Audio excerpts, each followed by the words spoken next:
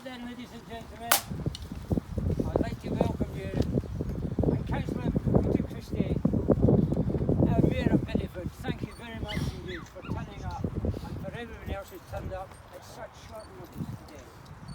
It's a plan that we made last Tuesday and Wednesday. Thank everybody for coming. My name is Captain Ferguson. Obviously I'm north of the border, so if there's any translation problems, my mate will do it for me. I'd just like to say one or two things. I was a wartime child, born on the 12th of August 1940. You will remember the ones that are my age. The 13th of August 1940 was Eagle Day, the day that Mr. Hitler sent his Luftwaffe across to beat us into submission. How wrong he was. And there's one thing the wartime kids got impressed in them. How we had to thank our allies. All the allied troops, millions of them, came through to help us. No more so than the Canadians. So we always owe a great debt to our allies. And three of the men here today, which we've come to remember. Now, the day I was born, just to recompense a little bit, I was 12 pounds when I was born. A big baby. And my father always said, Adolf Hitler, you know, they didn't have very good intelligence services. Didn't you know that the ladies in Britain were dropping 12-pounders? Right. What answer did he have to that? None. Anyway, let me go on with this thing. The Mayor will come and give us a little spiel and all the information he's dug up about this. Thank you, Mr. Mayor. The floor is yours. Well, thank you all for coming. I should explain that a couple of years ago I had a letter turn up, a beautifully handwritten letter from Bognor Regis. I know nobody at Bognor Regis, and I opened it and I read it, and it was a gentleman who was acting as the executor for a couple who had died in the shelter accommodation. And I always remember it because he wrote, I see you have written some books on Bideford, and you are a counsellor, therefore a man of integrity. Now, that doesn't get said very often, but he actually said, I've got a lot of photographs from this lady who came from Bideford, if you'd like them. And I wrote back, there's no telephone number, and I said, by all means, I'll pay the postage, send it to me. He rang me up a couple of days later, he said, the postage is £34. And I thought, oh good. Anyway, I said, yes, post it on. And when it turned up, the photographs were absolutely useless. They were all foreign holidays, trees and mountains, no inscription at all. But he had included her diaries. She was a teenager in Bideford during the war. They are absolutely fascinating. One day, they will be a new book. But even more interesting was that she had married a policeman. And in 1946, he'd been posted to Barnstable, and his desk sergeant had said, go and burn all these papers. When he went out to burn them, he thought some of these are quite interesting. He put them aside. I have now a sheaf of papers recording a lot of aircraft crashes in North Devon, all the bombs that were dropped and all this. These are the actual witness statements, the police documents. And one of them is 6 pages long, foolscap, is the account of this crash. And it includes all the witness statements. And I'm going to read probably the most famous of them. 17th of March, 1945. Walter Johns, age 49, a plumber and gas fitter of 4 Clifton Street, Bideford, states. About a few minutes after 8 p.m. on Wednesday the 7th of March 1945, I was at the Bideford Gasworks at Easter Water. I heard a plane pass overhead. It was very low and it only just appeared to miss the gasworks. That's quite often overlooked because if it hit the gasworks, most of Easter Water would have disappeared. Within a few seconds, one of the men shouted that the plane had crashed at Round Hill. I ran out of the works and saw a very large fire in the direction of Round Hill. I ran towards it. I was alone then. I got into Mr. Cleeve's field where the plane had crashed. The forward part of the plane was a mass of flame. After I got inside the field, I heard cries for help from near the plane. I then shouted to an airman named Padden, who was following just behind me. I then ran right up to the right-hand side of the plane. I saw an airman lying on the ground. I told the airman that help had arrived. I put my hands under his arm and dragged him a few yards away. Padden came up at that time and helped me to take the airman down to a hollow cart track where he would be in shelter. I asked the airman how many more of the crew were in the plane, and he said 3. I then said to Padden, "Come on, and let us get up and find the others." Padden and I went back to the plane again. We were looking for a place to get in. We went to the tail of it, but could not see anyone in there. I went towards the front of the plane, where it was burning. I got as far as the wing on the right-hand side of the plane. Most of this wing had been torn off. I got down flat on the ground and squeezed in underneath the remains of the wing and found a hole where I could get inside the body of the plane. I got through and had a look over the floor of the plane, but could not see anyone. But on looking up towards the top of the plane, I saw an airman caught up between the engines and the stays. I got right into the plane and gave a shout to anyone who was outside to give a hand, as I'd found one of the crew. There was no answer. I then made for the airman, got him on my shoulders. Just then the floor of the plane gave way and my feet touched the ground. I overbalanced and went to the ground with the airman still on my shoulders. I was able to turn and slide the airman on his back so that he was flat on the ground. Someone on the outside then got hold of the airman's feet and pulled him out clear of the plane. When I got out, I saw Padden, an American soldier, standing with the airman. They were the ones who had helped to pull him out. The 3 of us then carried this airman down to where Padden and I had put the first one. By this time, more people were coming into the field. We then went back to the plane to see if we could find any more. Before we went back, Padden asked the first airman we had rescued if there were any bombs on the plane, and he said no. I went back to the plane again and had a look inside. At the time I was inside the plane, there was some small arms ammunition going off, but it was not coming back into the plane where I was. I was shielded from it by the engines of the plane. And there's a lot of other witness statements, but that gentleman, the first one on the site, was actually awarded the British Empire Medal. He was in the Home Guard. What he doesn't mention, and what is not mentioned in the newspaper accounts, not only did they miss the gasworks, there was also a munitions site. You just walk by it, behind Jewson's. They don't mention that because obviously that had been censored, I suspect. But if they had hit that, that would have been the end of Bideford, really. And you think, did the pilot actually shoot over that deliberately? We don't know, but I would like to think he did. And he gave, well, but that is the original witness statement. Thank you. Thank you. Mr. Graham Moore, please. Just 1 second. Yeah.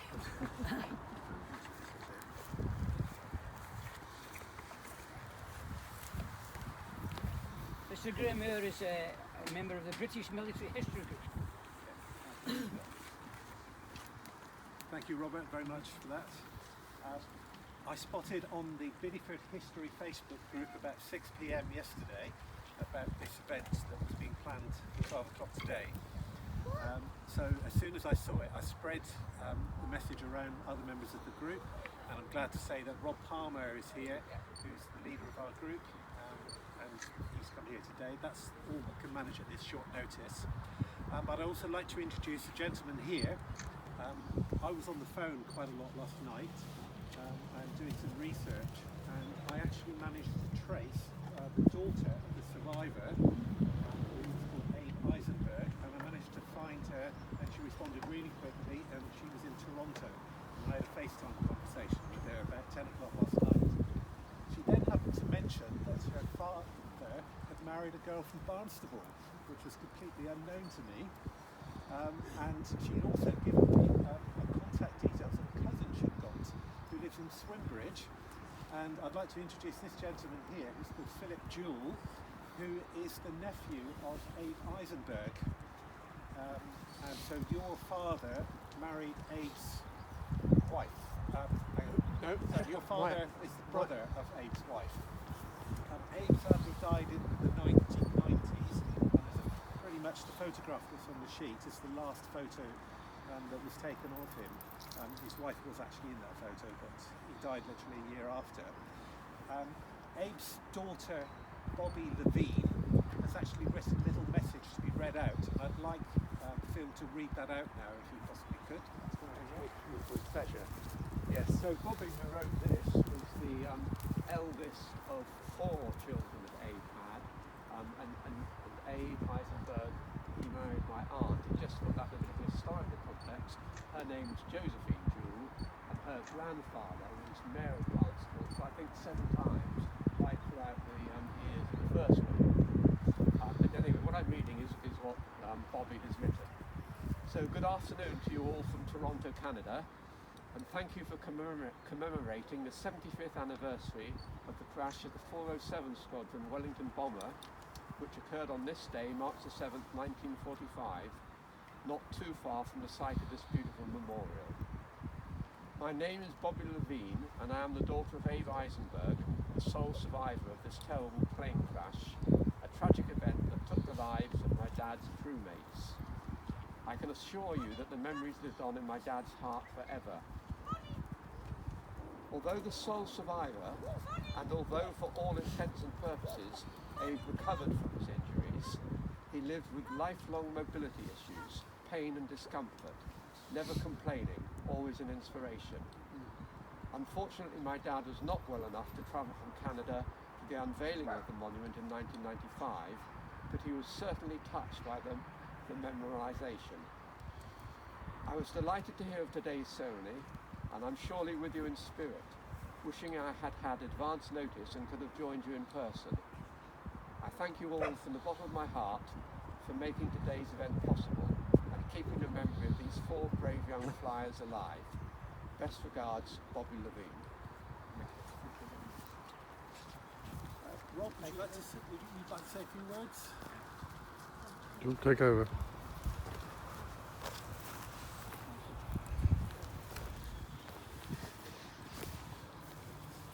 Thank you, ladies and gentlemen. I won't say very much because a lot of it's been said, but just want to echo what Peter said.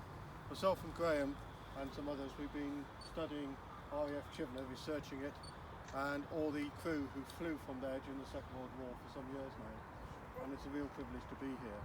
Just echoing what Peter said and adding a little bit more information, the reason that the aircraft came down was one of its engines failed. And although we will never know for certain, Peter's conjecture, I think, is absolutely spot on, that Flight Lieutenant Duckworth was looking for somewhere to bring the aircraft down, away from Bideford, away from the gasworks, and in relative safety. Actually what happened was that the aircraft hit the ground, slid along the ground, and all was going well until they met the Devon bank.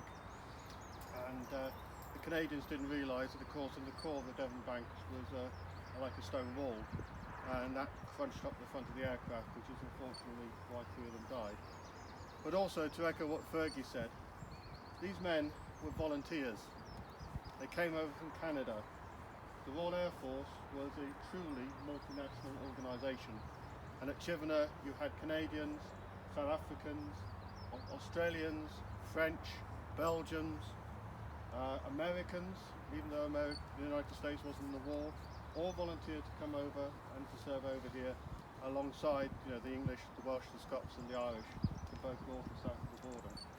And I just think it's really lovely that we've all come here today just to pay our respect, not just to the 3 men who died, and also to Ade who lived, but lived with great consequences. And I think it's timely to remember all those who served at R.A.F. Chivenor during the war.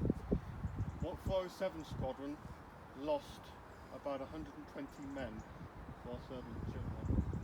So not just these 3, but I think it's pertinent to remember all of them here today and the sacrifice they made for us.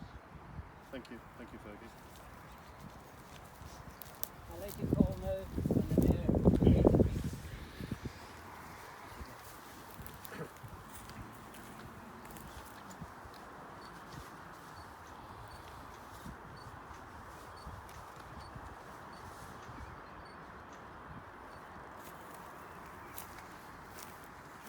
They shall grow not old, as we that are left grow old. Age shall not weary them, nor the years condemn. At the going down of the sun, and in the morning, we will remember them. We will remember them.